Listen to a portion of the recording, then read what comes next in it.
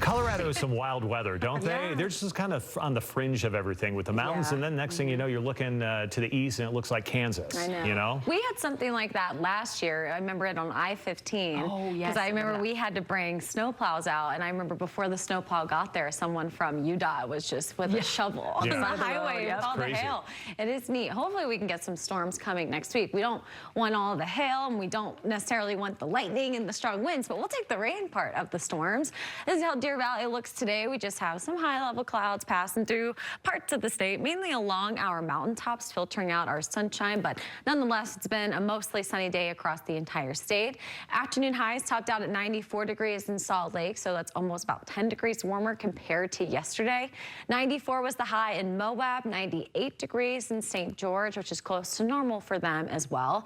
Current temperatures aren't too far off our highs, so still holding on to low 90s across our northern Utah valleys. It's 87 degrees in Price, 90 degrees in Fillmore, and again, 98 still in St. George. In terms of our winds, they're still pretty breezy out there and at times. Right now, we have a pretty sustained wind from 11 to 15 miles per hour in that southwestern corner.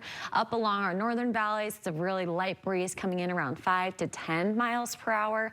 Over the next couple of days, you can expect to feel that afternoon breeze kick in, and temperatures are going to be more of the same. We'll be in the mid-90s the next several days, all the way through the weekend, a hot weekend up ahead. And again, average high for Salt Lake is around 89 degrees. So of course, this is warmer than normal.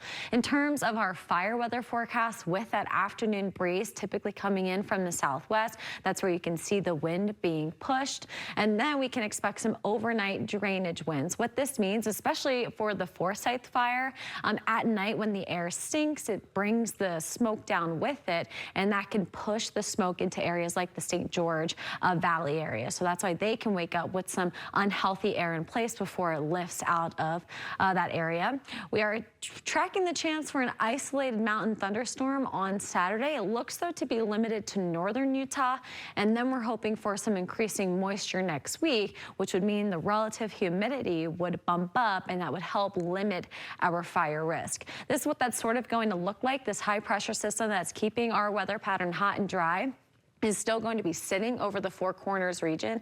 It does look to strengthen, and with the help of that low pressure system, it will kick up some moisture from the south. So this could give way to some isolated mountain showers on Tuesday, seeing a better chance for that on Wednesday and even Thursday of next week. This is an issue from, or a product from the Climate Prediction Center that kind of also agrees with that sign that we could increase our precipitation chances as we head into the second half of next week. So for Central Utah tomorrow, again, just lots of sunshine, low 90s for highs in Nephi, Manti, Delta, as well as Richfield.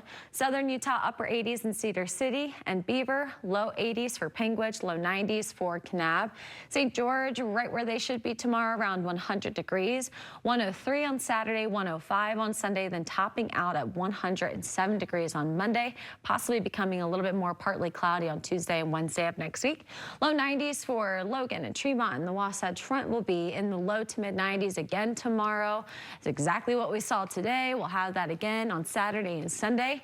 99 the high on Monday, a brief spike in temperatures before it looks to come back down. We add more clouds and hopefully some rain chance to talk about next week. All right, looks good. Again, that 99. Can't wait for that. Almost 100. Thanks, Evan. Yeah.